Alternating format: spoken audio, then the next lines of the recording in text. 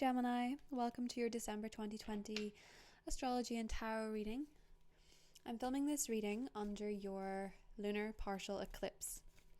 It's in your sign today, and so you might be experiencing some unusual symptoms. A lot of Geminis in the last month or so, 10 of Wands, have been feeling run down, sick, unwell.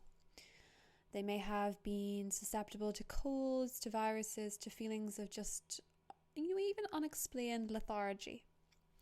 10 of Wands is saying that's because you've been carrying too much. You have been carrying and holding on to feelings that have needed to come out, and we know that when our bodies get sick or we experience symptoms, they have an emotional undercurrent. And as somebody who experiences throat chakra blockages from time to time, a lot of the time the remedy is in doing the thing that we're afraid to do. Saying the things that we're afraid to say, admitting the things we're afraid to admit. And so your feeling of unwellness, upset, or sickness is your body letting some stuff go. And that's not to say you shouldn't consult a doctor, because you should. But I'm saying that there's a few feelings coming up too around this eclipse that are important. Justice, the Three of Wands, the Wheel of Fortune, the Six of Swords, and the Four of Swords. We are beginning a new Jupiter cycle, one that is based very much on seeing things from a Sagittarian perspective. And in Sagittarius season, Gemini, as your opposite sign, with Mercury, your ruler, being in Sagittarius for most of December, with the Sun being in Sagittarius for most of December, with Venus, planet of love, moving into Sagittarius for most of December, it's time that you saw things from that energy. The great conjunction on the 21st is occurring in your 9th house, the Sagittarian house of higher perspective. Being more like a Sag, having bravery, especially in matters of the heart, but also in matters of health. For Justice, the Three of Wands, and the Wheel of Fortune, it suggests that Jupiter and Saturn meeting in Aquarius begins a whole new chapter for you, and you're out of the woods in some kind of karmic connection of relationships. The 14th of December marks a whole new chapter for you in terms of love, in terms of marriage, in terms of commitments. And for a lot of you, I think with that Justice card, you're finally ready for that. You're finally ready to say I do, or to meet that person, or to reconnect with your estranged person, or you're ready to admit that you want this now. Yeah, it would be nice to have somebody look after you when you're feeling sick. Or yeah, it would be nice to feel more present with your current partner and not so wrapped up in work. Wheel of Fortune, Six of Swords, Four of Swords. You still need to rest though. The energy of December to you especially can feel quite frantic, because there's a lot of nervous energy around the eclipses. But I'm telling you, that second eclipse, the solar eclipse on the 14th of December, is a brand new chapter for you that is based on the emotions coming out around this eclipse. The things that you needed to understand, like the Hermit, the things you needed to discover in order to drive forward with the Chariot. And by the time the full moon in Cancer rolls around in December, the very end of December, especially regarding money, things are looking up. Regarding family, things are looking up. Oh, but especially money. Ace of Pentacles, Eight of Cups. You're ready to go after a dream or start a new chapter in your career, or experience more prosperity, especially with that Cancer full moon. More prosperity, more understanding of money, and more ability to invest. For some of you, that kind of looks to me, with the Ace of Pentacles and the Six of Cups, like considering your relationship with children, be it enrolling them in schooling, or investing in IVF is even something that kind of comes up with that, or even adoption or something like that is coming up to do with a dream surrounding children. It's kind of what I'm seeing with that. But obviously that's probably for, one person. Overall, Gemini, this eclipse is bringing you great change. with the Death card underneath. You're letting some stuff go, and it's really good for you to let that go so that the scales can weigh out.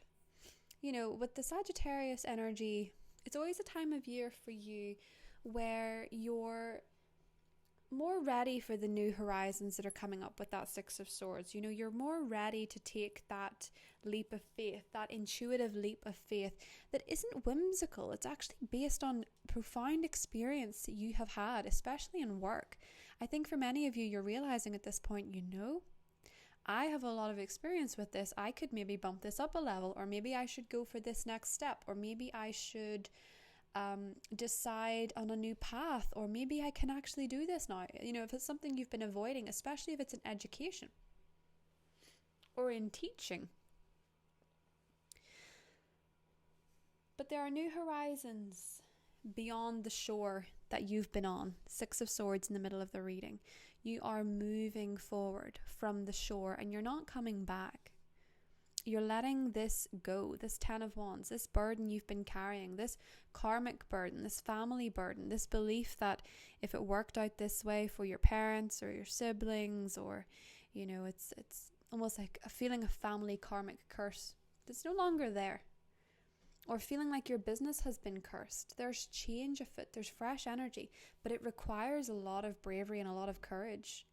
And that is very tough to muster up in the first few days of the month. So go easy on yourself, because you're getting it. The Hermit energy may not seem Sagittarian, but he is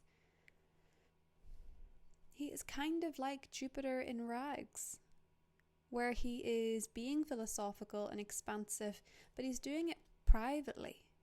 He's doing it inside. Doesn't matter how it appears to the outside. It's the work that you're doing internally is what's paying off. It doesn't matter what anybody else sees, or what anybody else thinks, or what anybody else perceives. To other people, maybe you still seem the same, because this relationship you have going on here is internal. And around the middle of the month, with that solar eclipse in Sagittarius, particularly as that eclipse is ruled by Jupiter, and Jupiter is about to form a conjunction in your 9th house. And you're going to see things from a higher perspective. You're going to start tapping into energies that you really like. But it's also going to be connecting to Mars and Aries in a way that can grant you some kind of fortune. And by the Cancer full moon, there seems to be a level of fortune on the table in terms of money. And I'm not saying you're going to win the lottery, but I'm certainly saying you're going towards a specific dream, possibly something that is ingrained in your childhood, something you've thought about for a while, or something that you know would make your inner child proud, or you're doing it for your children, whatever this is. Around the eclipse, you get an injection of bravery to leave the shore you've been on, especially if it's been to do with marriage or to do with a Libra. There's new energy at foot, and that doesn't mean you're going to divorce anybody. The total solar eclipse, because it is a new beginning, is more likely that you begin a new partnership. You connect with someone from your past with the Six of Cups here, although it's more likely to be new. You connect with somebody new. You find yourself going towards a period of self-discovery, and on the way there you meet heartfelt connections. And that total solar eclipse is a brand new start in terms of your legal contracts here with the Justice card, to decide that this partner's not been pulling their weight, so you're out, or to finally manifest a new business partner that is actually more in alignment with what you want. But bravery is needed in matters of the heart, because Jupiter is saying here, hey, I will expand anything that you see from a higher perspective. Within reason, I'm not asking you to be completely out there and completely blindly optimistic, because Saturn's going to be there too, and Saturn's going to say, make sure that you're learning from experience, from good sources, not just a Netflix special.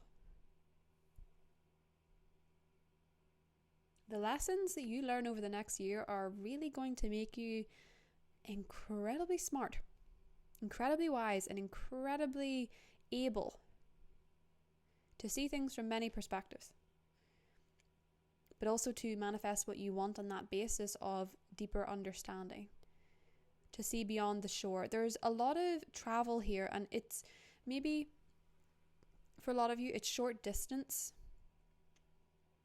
but it has a way of expanding your mind, especially around the full moon in Cancer at the end of the month. Some of you are taking a road trip. Some of you are taking a new voyage, going by car somewhere, maybe with family, 6 of Cups. Maybe you're traveling to see family, and there's a connection there to do with business or to do with money, or you're enjoying the gifts, or someone is giving you the gift of insight that opens you up to where you want to go. For a lot of you around the full moon in Cancer at the end of the month, I'm seeing some kind of wish. Let's have a little look through your oracle cards of what that may be.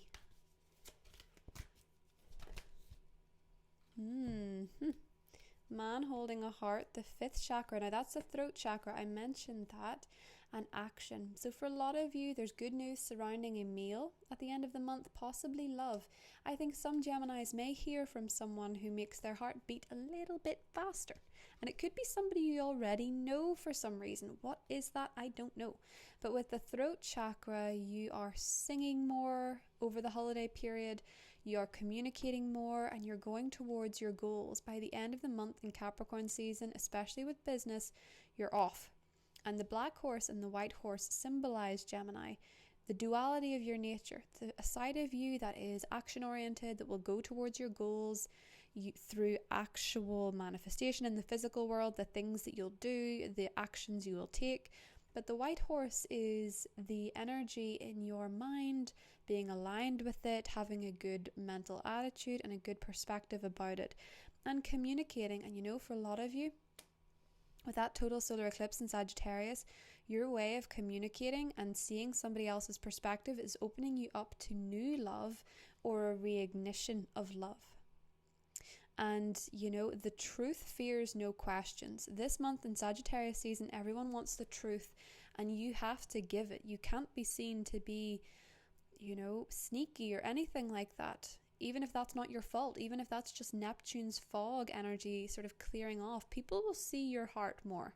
They'll see what you really mean. You just have to make sure that you have that out there, that you're speaking your truth and you're not worried about what other people are going to say back. Because by the looks of things, what you say actually goes very much in your favor, especially if you need to express yourself to somebody that you love. It's a lot easier around the Cancer full moon. So Gemini, I will see you in the extended. It's linked below. We're going to go into the Virgos, the Libras, the earth signs, the water signs, the fire signs, the air signs, etc. A more in-depth look at your cards and the astrology for December. If you're joining me today, the lunar eclipse in Gemini special is available still on the channel. And there will be more videos coming in December. There will be the mid-monthlies. There will be a video most likely on the Jupiter-Saturn conjunction.